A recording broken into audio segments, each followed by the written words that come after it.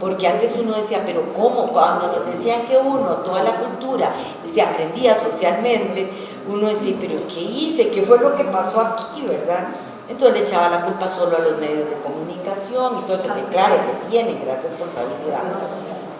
Pero entonces es eso, no es pensar, es esa información que traemos genéticamente.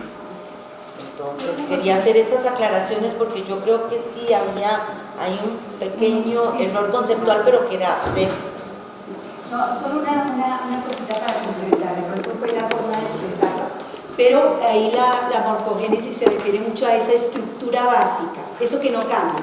O sea, nosotros estamos en permanente cambio nuestro cerebro, nuestro cuerpo, permanente cambio, nuestras células están en permanente cambio, pero hay algo que se mantiene, y esa es la morfogénesis, esa estructura, lo que no cambia, como esa genética que nos trae desde toda nuestra historia pasada, y que está presente y no cambia, a pesar de que sí cambia, lo que pasa, y el patrón también cambia. Lo que pasa es que en términos humanos, y eso se los cuento porque cuando yo estaba haciendo el doctorado tuve que recurrir a biólogos moleculares porque teníamos un gran pleito en el grupo, y unos decían no cambiamos, y otros el patrón, y otros decían sí cambiamos, ni la estructura. Entonces ellos nos explicaron que sí hay cambios, lo que pasa es que son cambios mucho más lentos que en otras especies, que en otros contextos, y que entonces uno dice, pues no, la estructura no cambia, estos seres humanos somos como siempre así. No, sí va cambiando y va llegando a procesos adaptativos, pero que son mucho más lentos los cambios. Cruz, ¿y los individuos alcanzamos a aportar en esos cambios o es por generaciones? Eso no lo sé. Bueno, si yo recurro al asno, a la ciencia y el campo acásico, ya lo leyeron ese libro. Bueno, si yo recurro al asno, lo que dice el asno es que el salto de conciencia es colectivo, no es individual, que como individuos y personas podemos elevar el nivel de conciencia, pero que el cambio se produce cuando hay un cambio de conciencia y que el cambio es colectivo. Y bueno, si nos remitimos también un poco a Chetty también en términos de los saltos, digamos, en las especies, ¿se acuerdan de aquellos ejemplos del mono y todo eso? Que cuando se llega a una cifra crítica es donde hay un cambio realmente. Exactamente, entonces ahí hay un salto cuántico, hay un cambio, pero es cuando se llega a una cifra crítica de individuos de la especie, ¿verdad? Pero ya no son los seres humanos, sino de individuos de la especie, de componentes de la especie, que están cambiando ese hábito, ya cada vez son más, y aunque no lleguen a la totalidad, por eso se le llama la cifra crítica. Es una cifra tal que ahí es donde hay un salto colectivo de la conciencia, aunque los otros miembros de la especie no estén conscientes.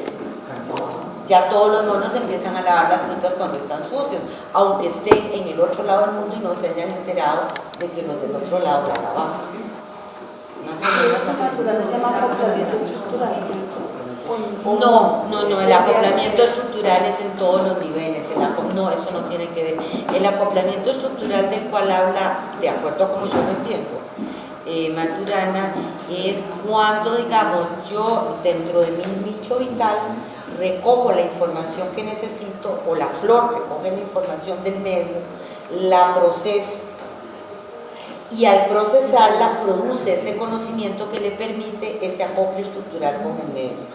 Al acoplarse estructuralmente con el medio, está devolviendo información al medio que de nuevo le afecta, y eso es ese principio de interdependencia de acuerdo a cómo lo define Varela.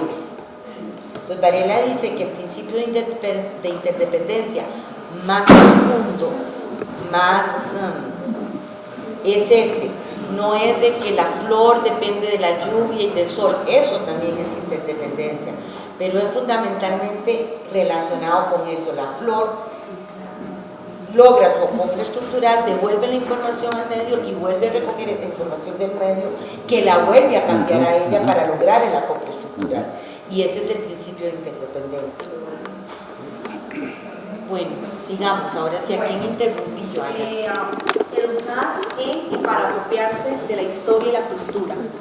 tomamos como referencia los 6 ítems que ya nos han mencionado, pero los abordamos de la siguiente manera. Se plantea que la escuela se ha olvidado de su historia, entonces lo que gatilla este proceso es tener memoria, no olvidarla, porque en nuestro ámbito educativo vemos que pasamos tanto tiempo de educación y seguimos haciendo exactamente lo mismo, que nosotros olvidamos nuestra ontogenia, en el sentido de que responde a condicionamientos sociales, problemas que pasa cada uno de los contextos de sus luchas vitales. Segundo, la escuela tiene una cultura de textos, pero nosotros pensamos que tiene que haber una emergencia que se apropie de experiencias, de la cotidianidad y de los espacios, que tiene que tener una cultura que viva como esa producción de relaciones sociales, para que realmente gatille ese proceso de cambio. También pensábamos, y lo planteamos aquí con respecto a los sentidos, que antiguamente se pensaba que era simplemente la visión y la audición, pero mirando ya holísticamente sabemos que es la corporeidad, la total como esa recepción de los 5 sentidos que se transforman conocimiento, mente y a su vez una autoorganización, y es como un ciclo que nunca termina y que está totalmente relacionado. Planteado desde el punto de vista de la morfogénesis, decíamos que esa morfogénesis social, que no se olvide de la escuela y que el pensamiento debe crear mundos diversos, plurales.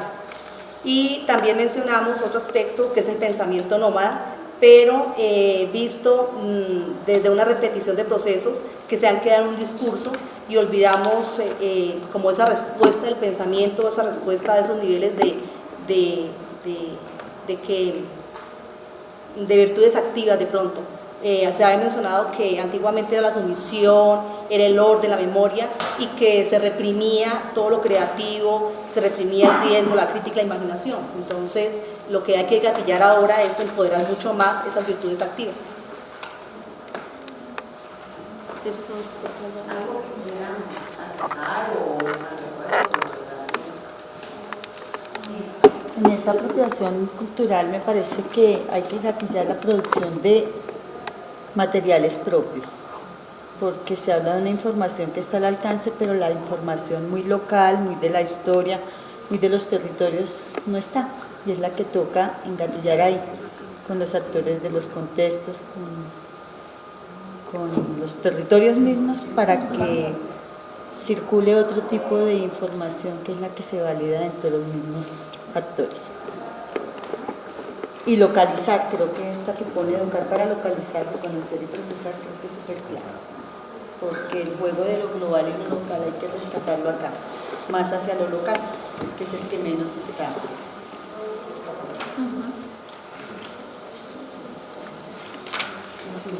¿Alguien más? Pues a mí me parece que la historia hay que reconocerla, pero no someterse a lo que ha traído, sino que también es la capacidad de crear su propia historia, de aportar y de crecer y no quedarse en lo que ya se hizo, en lo que históricamente nos plantea la sociedad, sino que a partir de ese reconocimiento hacer propuestas nuevas, interactuando con la historia para dejar su propia huella.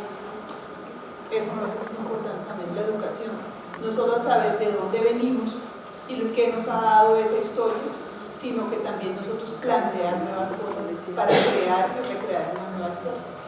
Creo que ahí cuando arranca lo plantea, la condición de posibilidad de lo alternativo es el futuro. Primero, me llamó la atención de que lo hayan reducido al ámbito escolar. O sea, es que es como un campo morfogenético, hay un hábito, ¿verdad?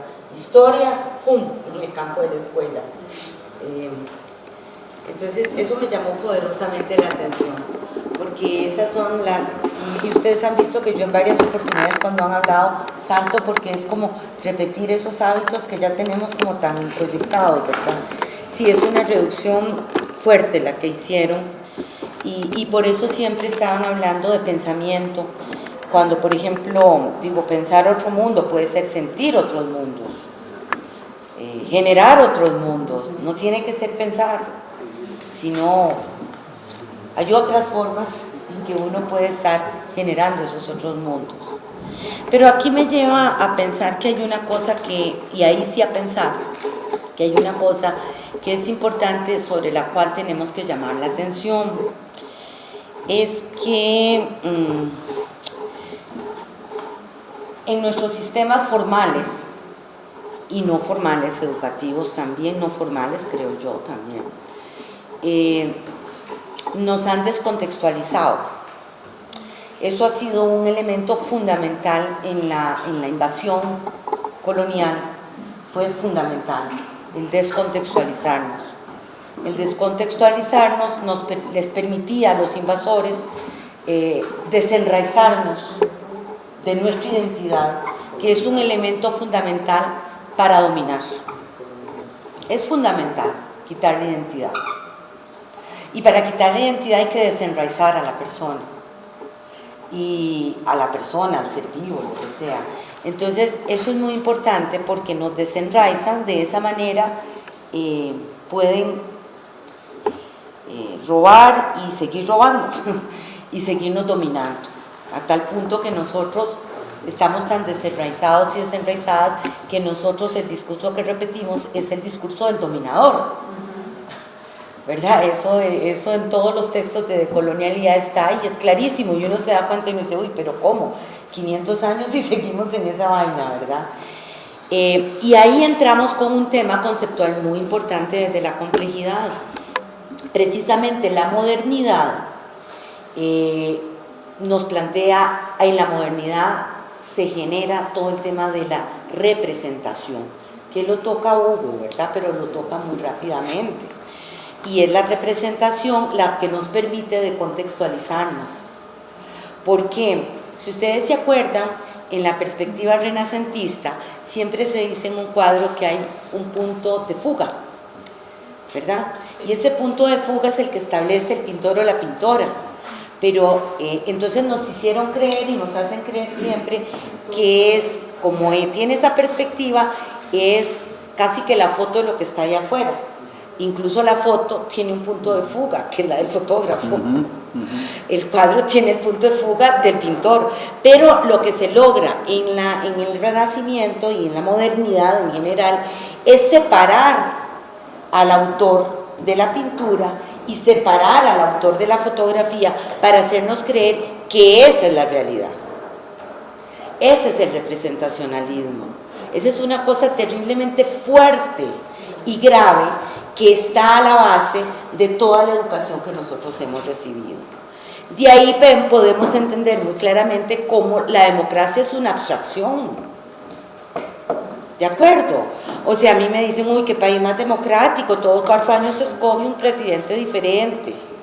Porque es una abstracción, porque si yo me sitúo como sujeto en un contexto determinado y claro, entonces es otra cosa esa democracia, es otra cosa ese cuadro, es otra cosa esa fotografía. Entonces ahí, ese punto hay que trabajarlo de una manera mucho más profunda, en el término de que apropiarse de la historia y la cultura es una cosa muy general. El apropiarse de la historia y la cultura pasa por entender ese representacionalismo y que surja nuestra cultura raizal, y yo ubicarme localmente, contextualmente, quién soy yo, desde dónde siento, desde dónde aprendo y desde dónde pienso, de último pienso. Desde ahí es donde yo puedo reconstruir esa historia, rehacer nuestra cultura raizal. Y para nosotros latinoamericanos y latinoamericanas ese es un elemento fundamental en todo el tema de colonialidad, que ahora está emergiendo muy fuertemente, ¿verdad? Pero es mucho más profundo que eso, ¿me entienden? Tiene que ver con toda una concepción no mundial, ¿verdad? Porque además el representacionalismo es toda una concepción de la modernidad que ha permeado todas nuestras instituciones para que todo se convierta en una abstracción o en una cosa general. Y desde ahí es imposible que yo, como sujeta histórica, me pueda ubicar. Bueno, era eso. lo podemos vincular con los estereotipos. Se puede vincular, pero lo que pasa es que los estereotipos es apenas una pequeñísima expresión de ese gran y complejo problema que tenemos que desenraizar. Claro que están los estereotipos, por supuesto que están los estereotipos. Pero las generalizaciones, las abstracciones en las cuales vivimos metidos y metidas, eso es lo que hay que deconstruir.